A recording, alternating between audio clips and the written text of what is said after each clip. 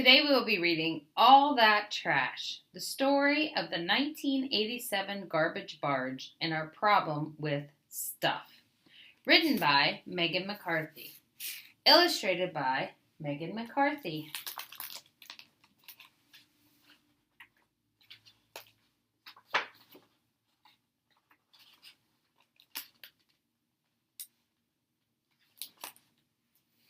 The year was 1987, known for a speedy white car, boxy-looking computers, big hair, and a news story about tons of trash that wouldn't go away. The grand adventure began with an idea by Lowell Harrelson. He got word that a New York landfill was almost out of room. Harrelson had a solution. He would take New York's trash far, far away and solve all its garbage problems. Harrelson agreed to take 3,186 tons of trash from New York's almost full landfill in Islip. The trash at its landfill came from the New York City and Long Island. First, he rented a barge to carry the garbage. Second, he got a tugboat and a crew to tow the barge. Third, he found a place to dump it. Welcome to North Carolina. Harrelson's plan was revolutionary, to let the steaming, oozing heap of garbage decompose, thus creating methane gas and then energy. The methane gas is captured in underground wells. A vacuum pulls the gas through a pipe system. The collected gas is burned, which powers a generator where mechanical energy turns into electrical energy.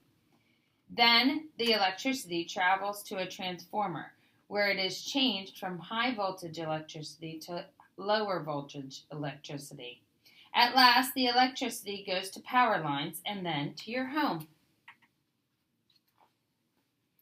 As soon as the barge docked in North Carolina, the trouble began. A local reporter looking for a good story flew over the barge. On the 6 o'clock news that evening, the barge's presence was announced. Thanks to the report, an environmental official went snooping. That's when he observed medical waste on the barge. Horrified, North Carolina officials obtained a court order declaring that the garbage could not be dumped in their state. Off went the break of dawn, apparently on its way to Alabama.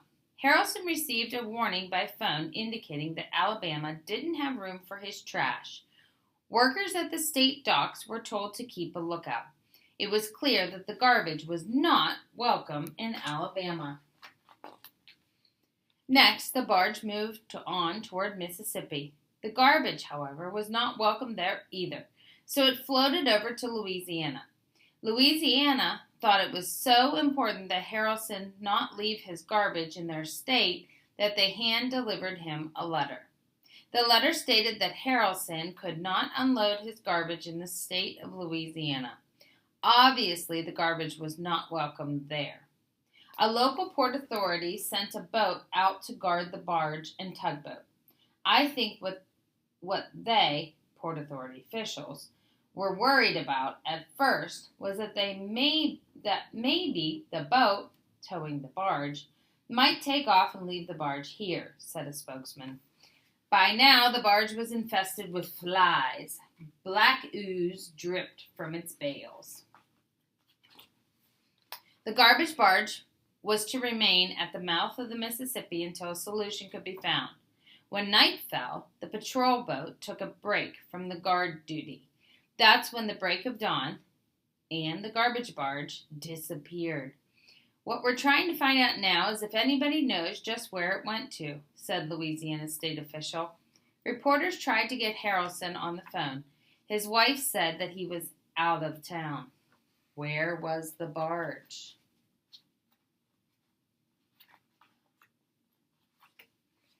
Finally, the barge was spotted floating in circles in the Gulf of Mexico. The mayor of Grand Isle in Louisiana said, probably with some relief, wherever this stuff goes, it's going to be somebody else's problem. And it was. The barge moved further south until it arrived in Mexican waters, being both offended and disgusted. Mexico reminded the United States of an agreement between the two countries banning the movement of toxic waste. They are turning us into our very own garbage dump, wrote a Mexican newspaper. For good measure, Mexico sent out the Navy, 4 ships, 2 planes, and a helicopter. The garbage was not welcome in Mexico. Where would it go?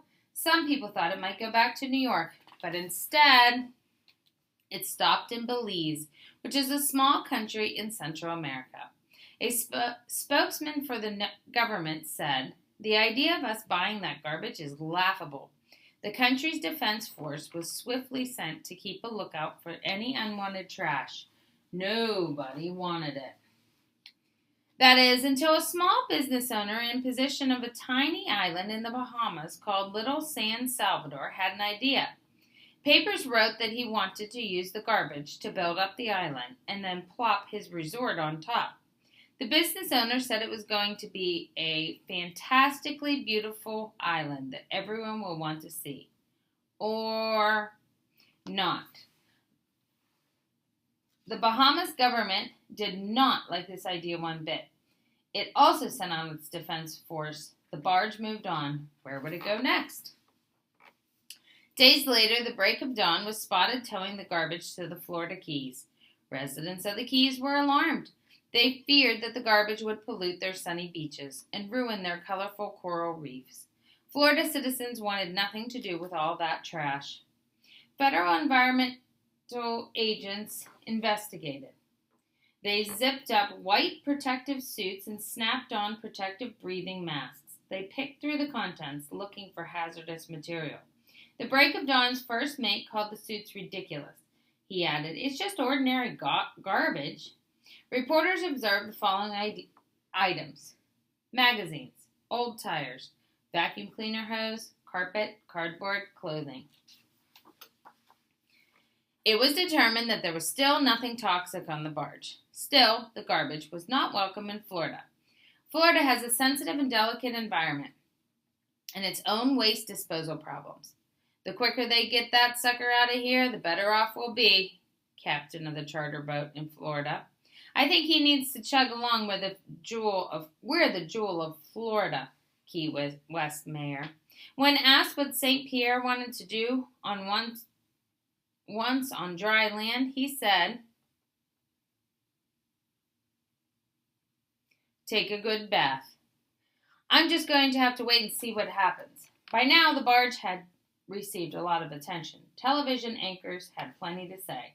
It's becoming something of a national joke. Floridians don't think it's so funny. The most watched load of garbage in the memory of man. No one we know is particularly fond of taking out the garbage. How about the prospect of not being able to get rid of it at all? The barge has quickly become a symbol of the country's growing problems with trash. Finally, after almost 2 months, it appeared that there was a solution. The Islip town supervisor announced, "We're probably going to have to put some yellow ribbons outside the gates of the landfill to welcome our garbage back." And with that, the garbage began making its journey back to New York, back to where it came from. The plan was to dock the garbage in Queens, New York, and then drive it by truck to Islip. But as the barge made its way to New York, it looked as though the plans were once again spoiled. "I don't want it squatting here. We don't know what's in it. It's been sitting in the hot sun for weeks. It probably contains tropical insects and vermin." A court hearing was scheduled in Queens. It was then that a judge approved a temporary restraining order, preventing those massive piles of trash from driving through Queens. While in limbo, the barge docked in Brooklyn. There, city health inspectors climbed aboard and took their own samples for testing. It's crazy, isn't it, to go through all of this just to return it to the people we took it from? We're trying to keep a sense of humor about this to keep me from getting angry. The more experts arrived, there were toxicologists, environmental specialists, solid waste specialists, and vermin specialists. For several days, they picked through the trash. Finally, the health commissioner has had an announcement. "We did not find any conditions presenting a health hazard. There were no distinctive odors. Even the rodent specialist said that there were no rodents." Still, the barge had a court order not to unload its garbage. Police boats were assigned the unwanted duty of babysitting it. It's a pain in the neck. We'd like to go ashore. We're only human. As the barge bobbed in the water, waiting for a place to dump its decaying trash, word spread of its long journey. People wanted to see the trash. Tourists got a kick out of seeing it. A popular talk show host of the 1980s leaped at the opportunity to do something dramatic.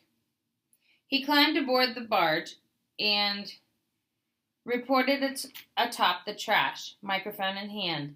He was then photographed jumping into the garbage below. Finally, a judge ordered that the barge's restraining order be lifted. Time is of the essence. Therefore, I urge the city, state, and all concerned to get on the ball. Unfortunately, the Islip town supervisor who had offered to take the garbage, changed his mind. Now he offered to take only half of the 3,186 tons. Haul it to Gracie Mansion, he said sarcastically. Gracie Mansion was the home of New York City Mayor.